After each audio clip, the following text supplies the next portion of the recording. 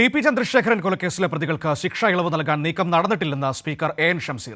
വിഷയത്തിൽ പ്രതിപക്ഷത്തിന്റെ അടിയന്തര പ്രമേയത്തിന് അവതരണാനുമതി നിഷേധിച്ചതിൽ പ്രതിഷേധിച്ച് പ്രതിപക്ഷം സഭയുടെ നടുത്തളത്തിലിറങ്ങി. വിഷയം സബ്മിഷനായി അവതരിപ്പിക്കാമെന്ന് സ്പീക്കർ പറഞ്ഞു.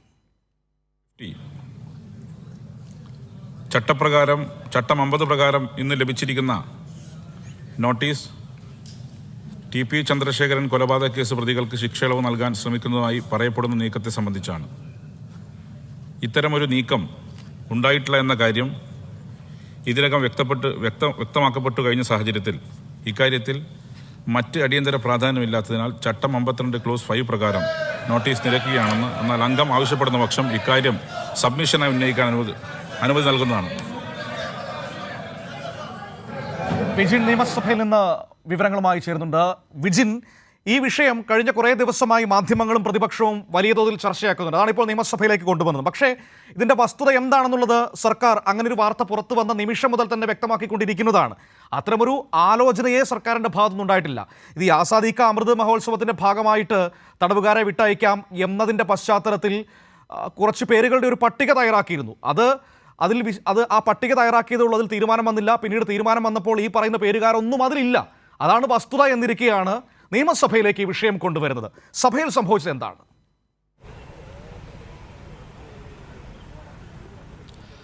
മനു, തീർച്ചയായും അതുകൊണ്ട് തന്നെയാണ് സ്പീക്കർ അവതരണാനുമതി നിഷേധിച്ചത്. സ്പീക്കർ തന്നെയാണ് അവതരണാനുമതി നിഷേധിച്ചുകൊണ്ട് സബ്മിഷനായി ഉന്നയിക്കാം പ്രതിപക്ഷത്തിന് എന്ന് വ്യക്തമാക്കിയത്. കെ രമയാണ് ഈ പ്രതികൾക്ക് ടി.പി. ചന്ദ്രശേഖരൻ വധക്കേസിലെ പ്രതികൾക്ക് ശിക്ഷയിളവ് നൽകാൻ ഉള്ള ശ്രമം നടക്കുന്നു എന്ന് ആരോപിച്ചുള്ള ഒരു അടിയന്തര പ്രമേയ നോട്ടീസ് നൽകിയത്. എന്നാൽ അതിന് സ്പീക്കർ തന്നെ സ്പീക്കറുടെ വിവേചനാധികാരം ഉപയോഗിച്ച് അത്തരത്തിൽ ഒരു ഇളവ് നൽകിയിട്ടില്ല, നിലവിൽ നൽകാനുള്ള ഒരു ആലോചനയും നടന്നിട്ടില്ല എന്ന് വ്യക്തമാക്കിക്കൊണ്ട് അവതരണാനുമതി നിഷേധിച്ചത്. എന്തായാലും ഇത് സബ്മിഷനായി ഉന്നയിക്കാം എന്ന് അറിയിച്ചെങ്കിലും പ്രതിപക്ഷം നടുത്തളത്തിലിറങ്ങി ബഹളം വയ്ക്കുകയായിരുന്നു. സ്പീക്കറുടെ ഡയസിനെ തൊട്ട് മുന്നിലായി കയറി നിന്നുകൊണ്ടുള്ള പ്ലക്കാർഡുകൾ ഒക്കെ ഉപയോഗിച്ചുള്ള പ്രതിഷേധമായിരുന്നു പ്രതിപക്ഷത്തിന്റെ ഭാഗത്തുനിന്നുണ്ടായിരുന്നത്. തുടർന്ന് നടപടികൾ വേഗത്തിൽ പൂർത്തീകരിച്ച് സ്പീക്കർ സഭ ഇന്നത്തേക്ക് പിരിയുന്നതായി വ്യക്തമാക്കുകയും ചെയ്തു.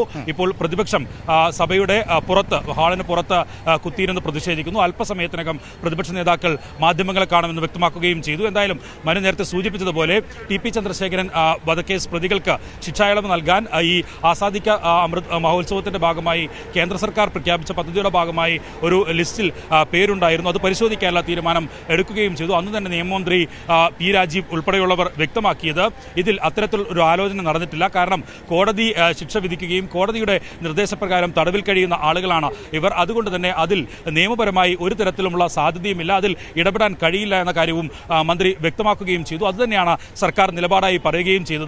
ജയിൽ DGP ഉൾപ്പെടെയുള്ളവർ അത്തരത്തിൽ ഒരു നടപടിയിലേക്കും സർക്കാർ കടന്നിട്ടില്ല, ജയിൽ വകുപ്പ് കടന്നിട്ടില്ല എന്ന കാര്യവും വ്യക്തമാക്കുകയും ചെയ്തിരുന്നു. വീണ്ടും ഇതൊരു വലിയ വിവാദമാക്കി മാറ്റാനുള്ള ശ്രമമാണ് പ്രതിപക്ഷത്തിന്റെയും മാധ്യമങ്ങളുടെയും ഒക്കെ ഭാഗത്തുനിന്ന് ഉണ്ടായിരുന്നത്. എന്നാൽ ഇന്ന് അടിയന്തര പ്രമേയമായി കെ രമ അത് ചർച്ചയ്ക്കെടുക്കണമെന്ന് ആവശ്യപ്പെട്ട് സഭയിൽ ഉന്നയിക്കുകയായിരുന്നു.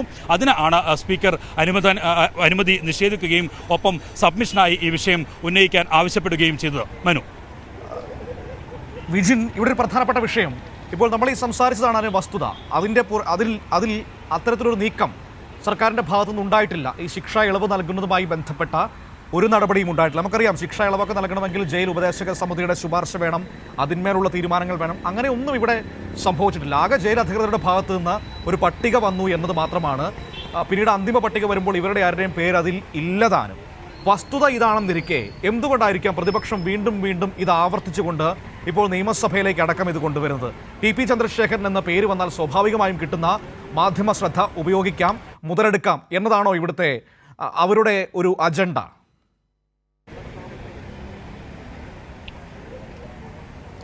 തീർച്ചയായും മനു, വർഷങ്ങൾക്ക് ശേഷവും ഈ ടി.പി. ചന്ദ്രശേഖരൻ വധക്കേസുമായിട്ടുള്ള വിവാദങ്ങൾ, അതുമായി ബന്ധപ്പെട്ട ചർച്ചകളൊക്കെ ഈ സമൂഹത്തിനിടയിൽ ഇങ്ങനെ സ്ഥിരമായി ചർച്ച ചെയ്യപ്പെടുന്ന ഒരു വിഷയമാക്കി ഉന്നയിച്ച് നിർത്തുക എന്നത് തന്നെയാണ് ഇതിൻ്റെ ഭാഗമായി നടക്കുന്നത് എന്നത് കൃത്യമാണ്. അതിൻ്റെ ഭാഗമായിട്ടാണ് ഇത്തരത്തിൽ നിയമസഭയിലൊരു വീണ്ടും അടിയന്തര പ്രമേയമായി ടി.പി. വധക്കേസ് വരികയും ചെയ്തിട്ടുള്ളത്. പ്രതികൾക്ക് ശിക്ഷായിളവ് നൽകുന്നു എന്ന ഒക്കെ ചൂണ്ടിക്കാട്ടിയുള്ള ഒരു അടിയന്തര പ്രമേയ നോട്ടീസാണ് നൽകിയത്. മനു സൂചിപ്പിച്ചതുപോലെ തന്നെ ഇക്കാര്യത്തിൽ സമൂഹത്തിനിടയിൽ പൊതുസമൂഹത്തിനിടയിൽ ഈ ചർച്ച സജീവമായി നിലനിർത്തുക എന്ന് തന്നെയാണ് പ്രതിപക്ഷത്തിൻ്റെയും ഒപ്പം തന്നെ മറ്റ് മാധ്യമങ്ങളുടെയും ഒക്കെ ഉദ്ദേശം എന്നുള്ളത്.